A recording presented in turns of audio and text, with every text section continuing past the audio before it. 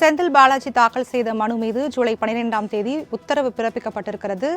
செந்தில் பாலாஜி தரப்பில் வாதங்களை துவங்குவதாக விசாரணை தள்ளி வைக்க கோரி மனு மீது ஜூலை 12ஆம் தேதி உத்தரவு பிறப்பிக்கப்பட்டிருக்கிறது.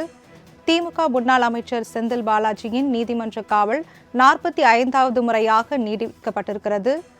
காணொலி மூலம் ஆஜர்படுத்தப்பட்ட நிலையில் நீதிமன்ற காவலை ஜூலை 12ஆம் தேதி வரை நீடித்திருக்கிறது நீதிமன்றம்.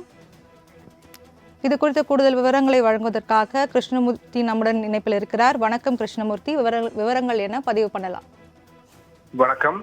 சட்டவிரோத பண பரிமாற்ற தடை சட்ட வழக்கில் இருந்து விடுவிக்க கோரி தாக்கல் செய்த மனு மீதான உத்தரவை தள்ளி வைக்க கோரி முன்னாள் அமைச்சர் செந்தில் பாலாஜி தரப்பில் சென்னை முதன்மை அமர்வு நீதிமன்றத்தில் மனு தாக்கல் செய்யப்பட்டிருந்தது.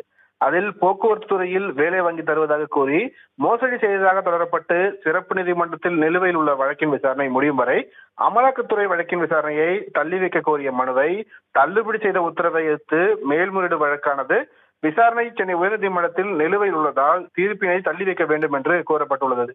இந்த மனு மீது நீதிபதி அல்லி முன்பு இன்று விசாரணைக்கு வந்தபோது செந்தில் பாலாஜி தரப்பில் வாதங்கள் துவங்காததால் விசாரணையை தள்ளி வைக்க கோரிய மனு மீது வருகிற ஜூலை 12ஆம் தேதி உத்தரவு பிறப்பிக்கப்படும் என்று நீதிபதி அல்லி தெரிவித்திருக்கிறார்.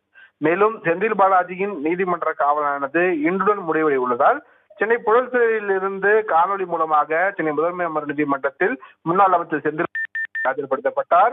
இதனையடுத்து அவரது நீதிமன்ற காவலையும் வருகிற 12ஆம் தேதி வரை நீட்டித்து நீதிபதி அல்லி உத்தரவிட்டிருக்கிறார்.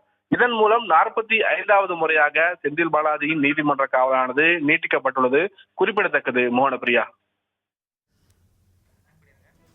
விவரங்களுக்கு நன்றி கிருஷ்ணமூர்த்தி.